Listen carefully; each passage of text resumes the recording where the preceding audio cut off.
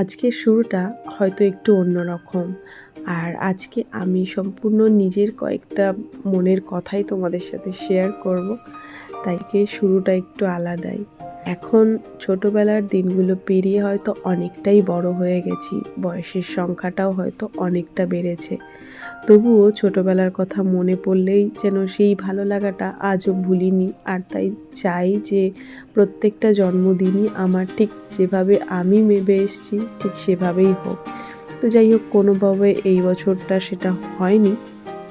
আর কিন্তু হয়নি বলবো না, এই যে হয়েও গেল।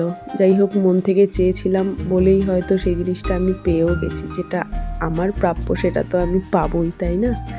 তো এইটা হচ্ছে চলে এসেছিলাম আমার ফ্রেন্ডের বাড়িতে, ওই আসতে বলেছিল। আর সম্পূর্ণ ডেকোরেশনটা কিন্তু আমাদের অল্প সময়ের মধ্যেই ছিল, কিন্তু সেটা যে এতটা সুন্দরভাবে হবে সেটা আমরা কেউই বুঝতে পারিনি। আর আশা করি তোমাদেরও খুব ভালো লাগছে। এটা ক্যান্ডেল লাইটই ছিল অনলি। তো আমার খুবই ভালো লেগেছিল। আর এখানে আন্টি, ফ্রেন্ড, আমরা 2-3 এরকমই ছিলাম, বেশি কেউ ছিল না।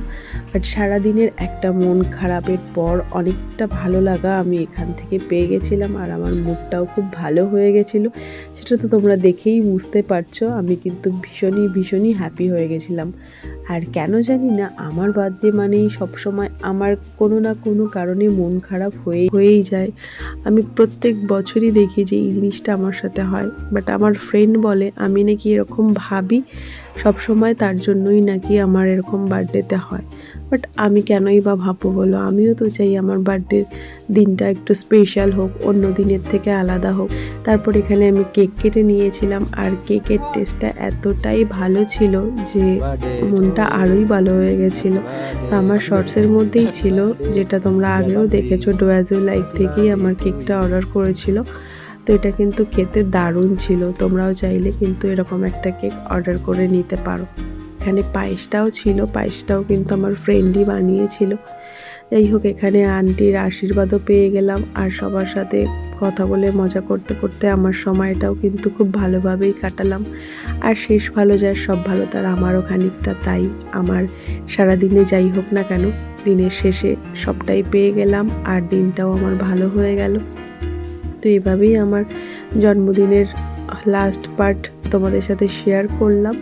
আর পুরো ভিডিওটা কেমন লাগলো সেটাও অবশ্যই কমেন্টে জানিও। আর তারপরে আমরা একটু বসে, যেহেতু এত সুন্দর ডেকোরেশন হয়েছিল, তাই একটু গল্পও করছিলাম এই জায়গায় বসে, সঙ্গে একটু ফটোও তুলে নিচ্ছিলাম, ছোটো ছোটো ভিডিও ক্লিপসও বানিয়েছিলাম।